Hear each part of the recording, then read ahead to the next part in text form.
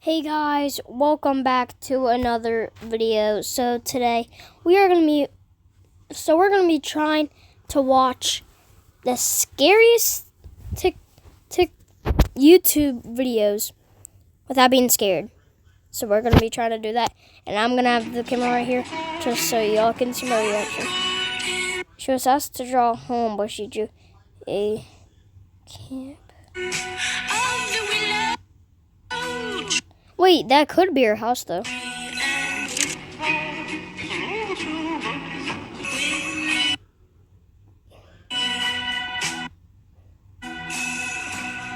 Okay, that's terrifying. That smile's weird.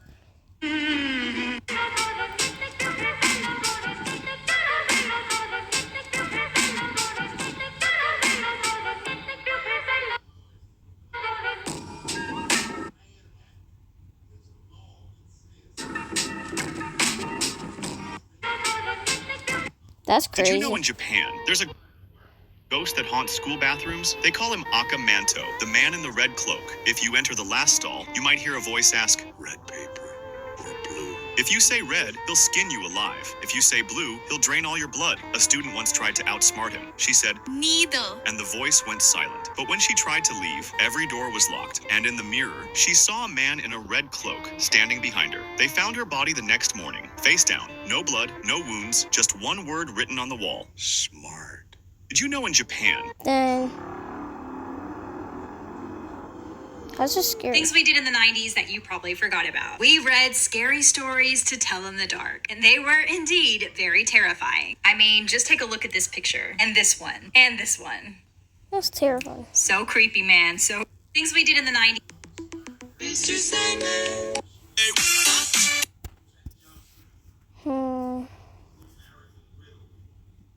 I don't know why I said animated. Oh, scary stories. Okay. Daisy. Daniel Hart. Rowan. Annabelle is based on real life Raggy and Doll. This is why you never bully the quiet kid, because once this student got a message saying, "Don't come to school tomorrow," he shared it with the entire class. But everyone blew it off as some messed up joke and all returned the next day. However, halfway through second period, the fire alarm went off, and all the students began lining up to leave. But something felt off, as the halls were dead quiet. Suddenly, gunshots began going off in the building, leaving everyone to run and scream in fear. One kid ducked into a janitor's closet and locked the door. As he's shaking and trying not to make a sound, he looks through the crack to find someone walking past wearing a black hoodie, ski mask, with a rifle in hand, checking doors one by one. Then he stops at the closet and the handle begins to move as the kid holds his breath, trying not to cry. Then, nothing. The footsteps keep going. He waits a full minute before slowly opening the door and sprinting out of the building. Thinking he's safe, he approaches his car and is about to enter, but then he hears it. Footsteps behind him, followed up by a voice saying, "Told you not to come."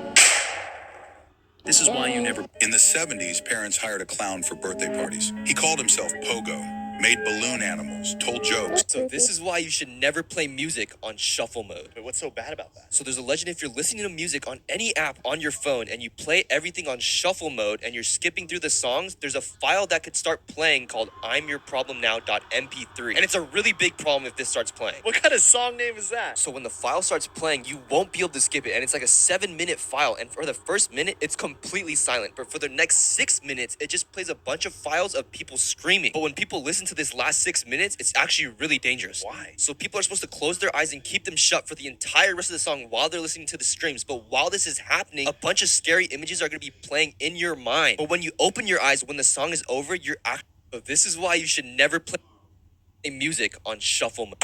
At Walden University, Watch this. I lived for 2 weeks in the bottom of the sea. Oh, Jesus. The scariest thing I saw already saw this. was one night I was taking a dump. creepy. The way you do this, if you have to go number 2, you go into the pool, and there's what we call the gazebo, which is just a little dome that has air inside. And then you just go down, and you have to swim, I don't know, it's like maybe 10, 15 feet. It's not that far. Now, you're out in the middle of the Atlantic Ocean, like with no tank, 60 feet down, it's night. Can't see a thing. You're alone in the ocean. And then you hold on, and you just take off your trunks, and you just let it rip. And then you finish, and you put your mask back on. And I took a big breath, and I went down, and I opened my eyes in my mask in the darkness with my flashlight, and I saw, like right in front of me, this huge eyeball, the size of a saucer, staring, unblinking right at me, and I freaked out. I just tore open the moon pool and the habitat. I jumped in there, I surfaced, I'm screaming, and my crew come running thinking I've been bit by a shark or something. What was it? It was a Goliath grouper, Oh, I've seen those things before. They're enormous. size of a cow. Watch this. I lived for 2 weeks. That's creepy, dude. Oh my god. I'm trying to go to someone's channel.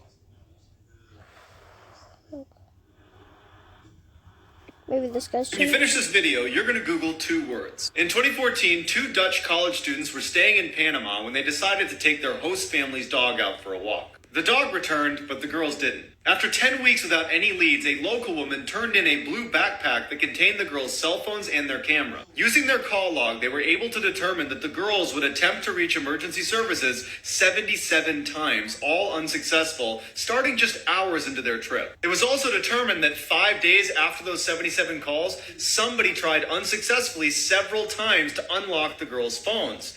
But the most distressing thing is what was found on the camera. The first set was taken on the day they left and they were totally normal. The second set was taken in the middle of the night over a week after they had left, and it showed all their belongings neatly laid out on a rock, and it showed one of the girls who appeared to be hurt. They found their remains spread out around the area where the backpack was found, and some of their bones appeared to have been bleached. There is still no official cause of death or explanation as to what happened. When you finish this video, this is why you should always lock your doors. A junior in high school was I homeless. don't So know you why should that always makes me run scared. away if a random girl asked you if she's pretty. What? So there was this really pretty lady that would go around her town and ask all the men in her town, like, am I pretty? And obviously all the men gave her a lot of attention because she was a pretty girl. But her husband hated this. So one day her husband took her and he cut her mouth all the way from ear to ear, kind of like the Joker. Wait, he cut her face? Yeah, so because of this, she had to wear a face mask everywhere she went to cover up the cuts on her face. But she would still go around town and ask the men if they thought she was pretty. But if they said no, she would kill them. And if they said yes, she would take off her mask and say, how about now? And this time, if they said no, so you should always run away if a random girl asked you if They say the worst thing you can encounter in the woods is other people.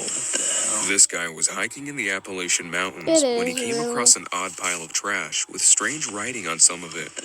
And there's a dead duck here, a very long note, and it looks like it was just put here. It's not wet. That duck fairly recently killed. Kind of creepy. He looks around and notices a tent nearby. Assuming whoever was inside was responsible for the strange trash, he decides to set up camp a few miles away instead. And everything goes well until he reads Got the this. shelter log where people write in their trail names and what's going on. Let's see what's happened recently. Wait a second. This writing looks almost exactly like the writing that was on that garbage. This is weird. Goes in one direction, then immediately goes in a completely different direction. On edge at this point, he struggles to fall asleep, but once he does, he's awoken by something that gave him I chills. heard somebody down by the shelter. It did look like a single guy. He had a headlamp on. I looked back behind me, see if that light was following me. I'm just gonna get out of here. They say the word. The backrooms just got scarier. Dude, what do you mean? So, a wanderer was trying to escape a giant field of grass with rolling hills. But every time they would go over a hill, it seemed like they were stuck in an endless loop. So basically Fortnite. Like, how do you even escape? Well, there's a red tree that you'll eventually find that'll actually no-clip you to a level called Paradise. But while you're there, you'll need to find shelter, because the temperatures drop below zero. You'll have to choose between 3 cabins: yellow, orange, but even purple. Wait, what's with the colors? So each color represents a challenge you'll have to complete to escape. In the yellow cabin, you'll have to find a key in a room that's filled with centipedes and then exit out the door. In the orange cabin, you'll have to cross a rope bridge that's above a pit of needles. But the bridge is only one rope. So I'm guessing the purple one's a day at the spa. Actually, it's the worst. The backrooms just got scarier. Dude, what do you... Hey, kid. No, I'm The going back- to this guy's channel. The reason Pennywise has to sleep is much darker than you think. Now we know Pennywise isn't just a clown. It's a cosmic entity whose true form is the Deadlights, and it comes from the Macroverse. And if you've only watched the It movies or Welcome Derry the show, the Macroverse might sound complicated, but it's actually super simple. Imagine this snow globe is our universe, and the Macroverse is actually the room that this snow globe sits in. It used to travel through this space feeding on fear, until something made it crash land on Earth millions of years ago. But this is where things get really messed up, because once the Deadlights hit Earth, it couldn't drift through the Macroverse anymore. It had to squeeze itself into a physical form that our human brains could handle, aka Pennywise the Dancing Clown. It now wakes up every 27 years, feeds for about a year, and then disappears underground again to sleep in a pool of blood. But why 27 years? Well, while Pennywise is sleeping, 27 years is long enough for kids to grow up, move away, and forget what happened, but also for an entire new generation of kids to be born. So every time it wakes up, it has fresh kids and fear ready to be devoured. The reason Dude, stop waving at people at night. Wait, why? Well, it started in Wyoming with a young boy named Oliver. One night, he was walking in the park with his dad, when from far away, he saw this dark man. Oliver decided to wave at him, but this would be his final wave. Wait, what do you mean his final wave? So when Oliver got home, he felt the backwards joy effect. See, normally, kind actions like waving at people release dopamine to your brain, which makes you happy. But this wave did the complete opposite. When Oliver waved, his hands started to tingle. He began to feel confused and actually started having a hard time breathing, like there were two hands choking him. That's exactly when he coughed up a strange note onto the floor. And when he opened it, it said he was cursed, but it was written in blood. However, it also gave him two ways to break it. What were they? Well, first, you have to stand in a park at night and wave at someone. If they wave back, the curse actually transfers to them. But the second way is even darker. Wait, don't tell me what I think it is. Dude, why do they keep cutting off? Foodie. I wasn't the one talking about the fact that an entire school drew the same monster. What are you talking about? In spring of 1962, a school gave kids a simple assignment. Draw something that makes you feel safe. Obviously, most of them drew houses, dogs, parents, but there was one kid that drew something completely different. It was a tall man with no mouth, just hollow yellow eyes and a cord made of hair. What? Why hair? Well, at the bottom, there was something written. All it said was Yellow Echo. But the craziest part is, the next day, a completely different kid drew the exact same guy. Then the next day, another one. And then the day after that, another one. All different grades, different buses. The kids barely even knew each other. Same man, same eyes, same cord of hair. This really started to worry the teachers, so they finally asked the kids, who was this? And they all said the exact same thing. He only comes when it rains, he talks through the TV even when it's off, and he also tells us secrets. Now after this, the teachers for sure thought this was a prank, but it wasn't. But how do you even know that? Because one kid told a teacher he knew where he kept his weapon, and only the teacher knew that. Also, because 2 weeks later during a storm, that same teacher vanished, along with every drawing of Yellow Echo. The only thing they found left behind was a recorder, still running. Through the static, a small voice whispered, "We didn't draw him, we remembered him." Wait, isn't that just Mr. What's-It?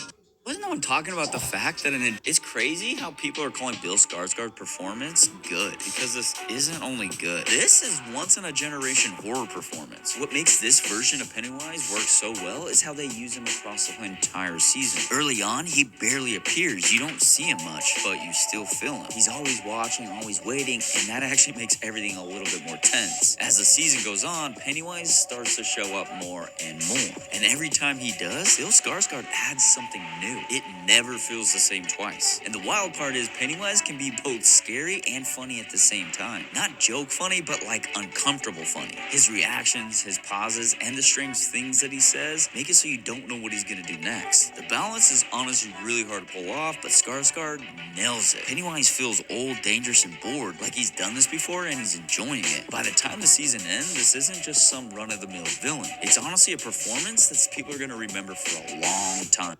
You got this. Sharks are no longer the scariest thing in the water. No, they literally chomp you in one bite. What's worse than that? I get it, but listen, in the Amazon, there's a fish that's only a few centimeters long, and people are actually more scared of it than sharks. It's called the candiru, or the toothpick fish. Look at this. Bro, it's so tiny. Why is it so scary? Well, it's because it's a parasite. It hunts by following a trail of blood or waste in the water. Then it jams itself into a fish's gills and locks in place with sharp spines. And for years, there have been stories that it can actually swim inside people too. Wait, so this is actually real? Well, most of it's probably urban legend, but if it did get inside of you, you would have to cut it completely out. Wait, so you're telling me I can't go to the ocean or rivers? Sharks are no longer the scariest thing in the water. Who would win in a fight, Vecna or Pennywise? Oh, Vecna, 100%. What? Are you insane? No, dude, Vecna would literally destroy him. Pennywise is the most insecure monster of all time. The Losers Club literally bullied him to death. Yeah, with the help of Pennywise's brother in The Shining. You forget that Pennywise is a shape-shifting cosmic entity. He literally feeds off fear and can become what you fear the most. Bro, Vecna doesn't even have fears. Pennywise would literally have no power over this guy. What are you talking about? Vecna is afraid of a cave and a little girl. Okay, even if Pennywise used that against him, he wouldn't be able to get close enough. He can literally invade your mind and attack your trauma the moment you hear that creepy clock. And don't even get me started on how he can break Pennywise's back before he literally knows what's going on. Hold up, pause. You do know Pennywise isn't really even there. The deadlights that control him live outside of reality. And he also has psychic and reality warping powers. In the novel, the deadlights are so powerful that just seeing them kills you instantly or shatters your mind beyond repair. Honestly, we should be talking about Pennywise versus the Mind Flayer, not Vecna. Yeah, but what about John Pork? What? Who would win in a fight? Why does Diddy dance like he's partying instead of mourning Biggie? Honestly, it never felt like a sad tribute to me. Well, you're not the only one who feels like that. You do know why Ingrid and Will survived Pennywise's deadlights, right? Yeah, because Pennywise deadlights didn't have a full charge. Well, it's way crazier than that. So remember near the end of episode 7, we see Pennywise use the deadlights on Ingrid right before he's about to go into hibernation. The next day, the paramedics are taking her away and she wakes up like none of it ever happened. Yeah, I saw that too, but we don't know if that's the same for Will. Pennywise breaks into Will's house and hits him with the deadlights, but then the episode just ends. He could be gone. Well, no, think about it. He's Mike's dad, so he has thick plot armor. But even then, in the book, the deadlights don't just end you. They fry your mind, erase your sanity, but they can even turn you into a puppet for Pennywise. Hold on, just make stuff scarier. Coming under the blanket, boy. Which is the same thing that happens to Henry Bowers in chapter 2. It's also why Beverly was so messed up after surviving them in the first movie. So if anything, Pennywise is actually saving Will to use him as bait. His disappearance will pull others into the sewers so it can feed on more victims. We now know Pennywise's death, and it too doesn't matter. For years, everyone thought the Losers Club ended Pennywise for good in 2016. But the HBO show now reveals a terrifying loophole. Pennywise doesn't experience time like we do. So in the Welcome to Derry finale, Pennywise corners Marge and tries to feed on her fear. To do that, he pulls out a missing poster of Richie and claims that it's Marge's son, which makes no sense because Richie isn't even supposed to be born yet. And rightfully so, Marge is struggling to understand what Pennywise is saying, but that's when he explains his cheat code. So unlike humans, he doesn't experience time like a straight line. Instead, to him, the past, present, and future unfold all at once. So even if he died in 2016, he can still exist at any time before 2016. So Pennywise's plan was simple. Since Richie and his friends killed him for good, he believes that killing Marge in 1962 would actually prevent Richie from being born, which would then allow him to go past 2016 and gain immortality. But because he failed, Pennywise will now have to travel back even further and go after Marge's ancestors, which would ensure that she or Richie are ever born. But now everyone is asking, what if he actually succeeds? We now know Pennywise. Can we please talk about how episode 8 of Welcome to Derry might actually be the craziest finale in TV history? So it starts exactly where episode... Hi guys, I'm back. I want to go get something. No, bro, I'm telling you, do not do this Christmas trend. Wait, what trend? Well, it's a thing where kids are taking a red marker like this and drawing a circle on their palm like this. They call it Rudolph's nose. But the idea is that when you fall asleep with it on, you start dreaming of a Christmas adventure. Bro, you know I love Christmas adventures. I have to do this. No. If you do that and you close your eyes, you end up in a frozen forest. And if you don't reach the tree line before the blind reindeer finds you, you don't wake up. Blind reindeer? What do you mean? That sounds easy. Well, not so fast, buddy. So normally to reach a tree line, it's pretty easy. Pick a tree directly in front of you, walk to it. Before you reach it, pick another tree straight behind it. Keep repeating that, and you'll move in a perfectly straight line until you hit the tree line. But this forest is different. How so? So no landmark stays in the same place twice. And remember that blind reindeer? It tracks you by your heartbeat. So when you're freaking out because you're lost and freezing cold, you basically turn into a dinner bell for evil Rudolph. Whatever, bro. I was a weeblo. No, bro, I'm telling you. After I show you this, you will no longer be afraid of spiders. There's nothing worse than spiders. So what if it looked like a spider, but it was 50 times bigger? 50 times bigger? How is that even possible? Because it uses emulation. So it looks like a normal snake, but if you look closely, its tail has evolved to look like a spider. But also, it moves and twitches like one too. Heck no. Is it venomous? Yeah, its venom is the scariest part. There's 3 types of venom a snake can have. The venom that attacks the cells, basically eating away at the tissue, venom that damages the blood, causing bleeding internally, and venom that shuts down your nervous system. Basically paralysis. But it's different. This snake doesn't just rely on its venom, but its ability to trick its prey. It uses its tail and camouflage to lure its food in. I'm gonna be honest, I now hate snakes more. After I show you 1, 2, 3, 4. No, I'm telling you, spiders are no longer the scariest creatures in existence. They literally hiss and bite. But there's an aquarium in Japan that holds some of the biggest and scariest creatures in existence. One of them is built like a spider, but it's a crab. And like, look at this. Bro, why is it so big? Because of molting. These crabs are called spider crabs. They can live up to 100 years, which means they can shed their exoskeleton, regrow it, and become larger every time. Well, does it bite? It does, and it's venomous, but they're friendly to humans unlike spiders. I don't know which one's scarier. No, I'm telling you. No, I'm telling you, if your dog smiles, it's not happy. I thought they were. When a dog pulls back their lips and exposes their teeth, they're actually nervous, but also potentially dangerous. How are they dangerous? Well, it all started when a boy was in the woods with his new... Apparently my teenager... Krampus was actually real. It's not. Isn't that just a scary story? Whoa, it's based on a man that lived in a mountain village. He would dress in fur, rattling chains, and a carved wooden mask. People from all over the region would gather to watch him march through the streets because he looked like a real-life monster. But there was a kid that always told everyone they had to stay away from him. Why? Well, the kid claimed it wasn't just scary. He would actually follow people home. At first, they thought he was just being dramatic, but then kids started disappearing. When leaders went to investigate the homes of the missing children, No.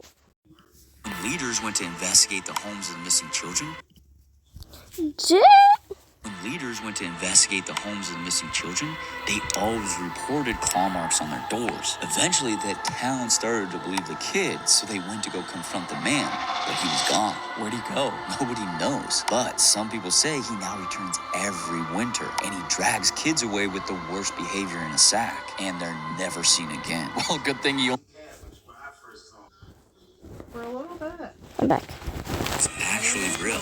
I was watching Stranger Things 5 when I noticed something. So we know Max and Holly are stuck inside Henry's mind world, but Max ends up hiding inside the cave, and Vecna won't go near it. He actually looks scared of it, and that makes no sense unless you know Henry's real origin, and we learn it in the Broadway.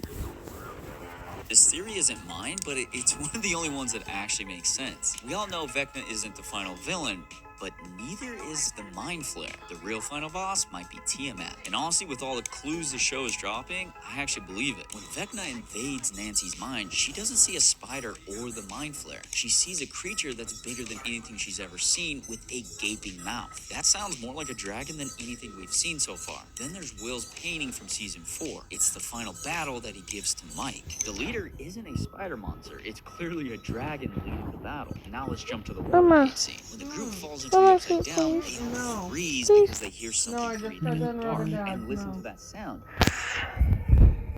It's literally a dragon roar hiding in the mix. And most people missed this last one. In season 5, when Holly is going to the cave, the camera focuses on 2 scorpions and actually blurs her out, which means the scorpions mean something. But why scorpions? Well, it's because D&D lore, the primordial dragon goddess Tiamat created scorpion men as her army. So Vecna is just the lieutenant and the Mind Flayer is just the general, then the true villain might be the one that they're all serving. Tiamat, the dragon god of the Upside Down. I mean, are we crazy, or did Stranger Things actually hide the final boss in plain sight for 9 years? Theory isn't we now know how Pennywise finally gets Lily, and it makes her final scene horrifying. Now, everyone assumed Pennywise would cook up Lily the same way he always cooks up kids in Derry, but he isn't allowed to. Maturin is protecting her, so there's really only one way to break her.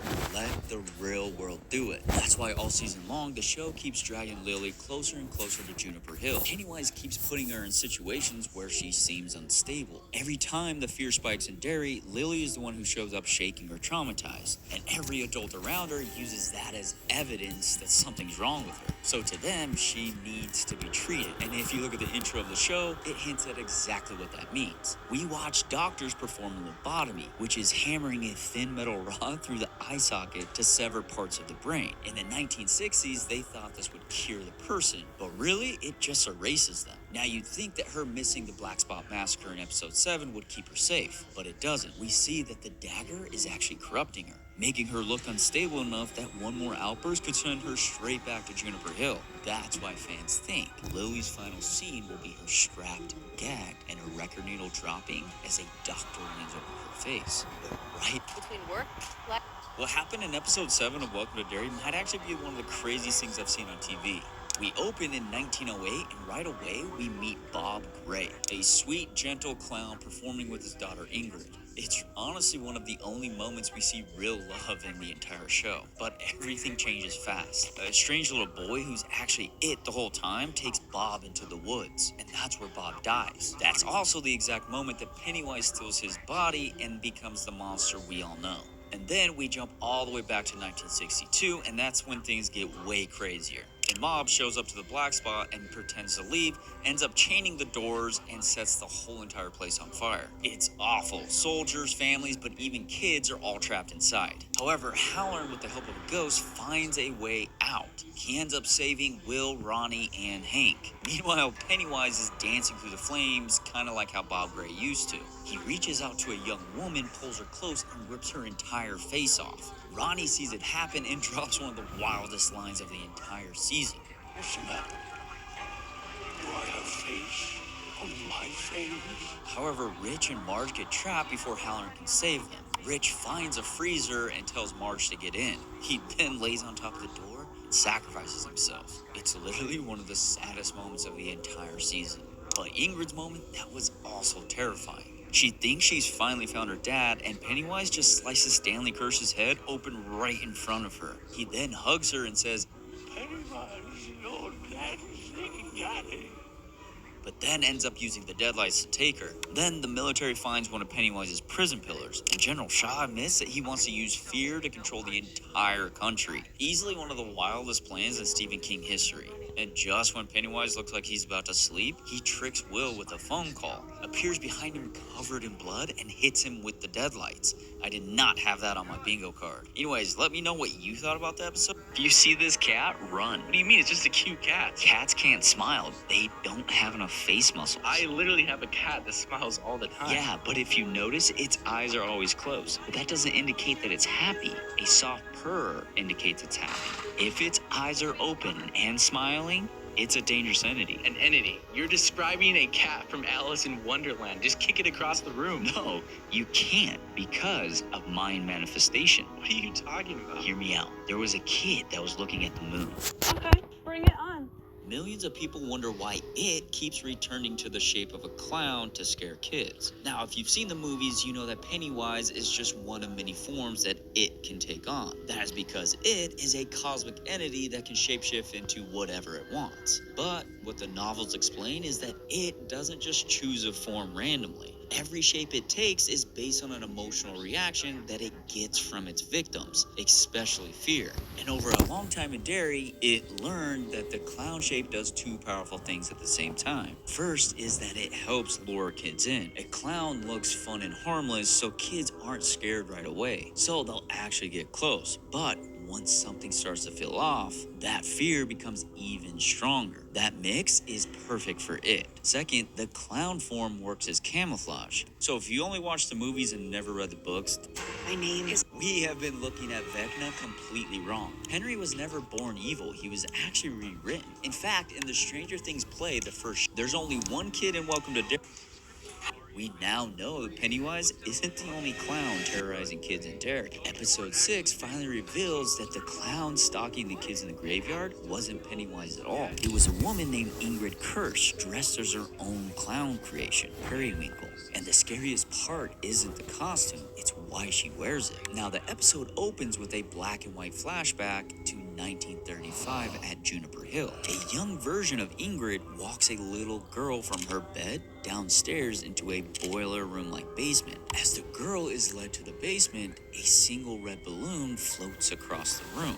That's when Pennywise emerges and attacks. The little girl was completely devoured, while Ingrid just sat there and watched. Once it was finished, it stared at her through the window. She immediately became overwhelmed because the man she was looking at looked exactly like her father from her memories. She whispered, "Papa." She's now convinced that Pennywise is her dad, Bob Gray, the original dancing clown. She is desperate to bring him back.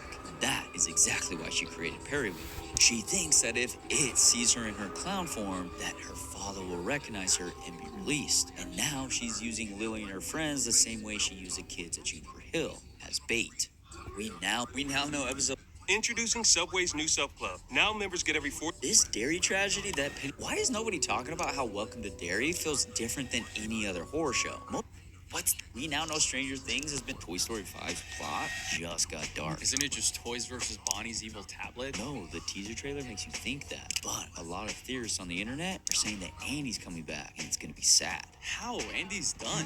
Toy Story already gave us his whole arc. He grows up, he gives up the toys to Bonnie, and then he lets go. Plus, Andrew Stanton, the director of the movie, already confirmed it's strictly a toys versus sex story. Yeah, but again, look at the teaser.